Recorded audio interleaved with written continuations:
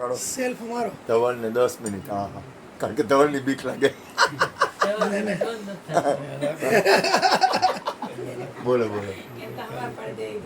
હા, તો મજા આવે એમાં કઈ ઘટે. 5 જાજા છે ને એટલે. ના ના આપણે સમય વર્તે સાવધાન. વાહ વાહ. બોલીએ સદગુરુ મહારાજની જય શ્રી.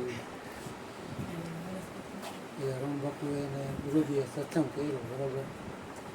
એટલે હું તો ખાલી એટલું બોલી નાખું ને ભાઈ કે મોહન ही मेरा वास्तविक સ્વરૂપ છે તો હાલે એવું છે. બહુ જાજુ ન બોલું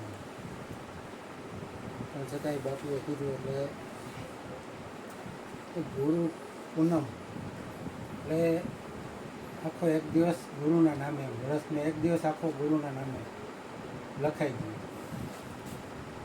એટલે એવું કંઈક એનું અસ્તિત્વ કંઈ કહેશે ને એમ ગુરુ પૂનમ પૂરણ એટલે આપણે પૂનમ બનાવી દઉં. મારા હિસાબે કદાચ પૂરણ હશે.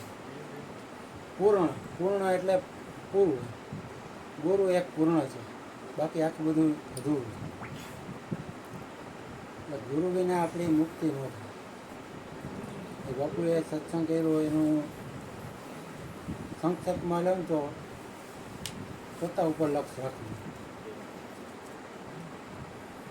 પોતા ઉપર લક્ષ રાખવું એટલે પોતા ઉપર લક્ષની ગોટી રાખવી એવું નહીં. શબ્દમાં સમજાય છે. આ શબ્દમાં કેટલો ફેર પડી જાય. એટલે પોતાના ઉપર લક્ષ રાખવું એ જરૂરી છે અને એના માટે જરૂરી સત્સંગ. કારણ કે નકર અહીંથી બહાર નીકળ્યા એટલે એ બધું એ જગત ઊભું જ છે. જ્યાં સુધી અહીંયા બેઠા ત્યાં સુધી આપણે સ્થિર છીએ.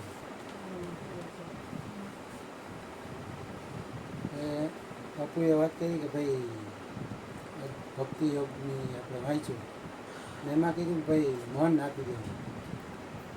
ગુરુજીને આપણે પહેલાં વાત કરી કે તન મન ધન આપવું ને એમાં હેલમ હેલું આપવું હોય ને તો ધન આપવું એ હાવ હેલું. તન આપવું એ થોડુંક હેલું પડે પણ મન આપવું બહુ અઘરું પડે. એના માટે સત્સંગ ખૂબ જરૂરી છે. એટલે આપણને આવો માહોલ અહીંયા મળ્યો છે કે રોજ સત્સંગ ડેઈલી નિત્ય, કોઈ દી રજા નહીં.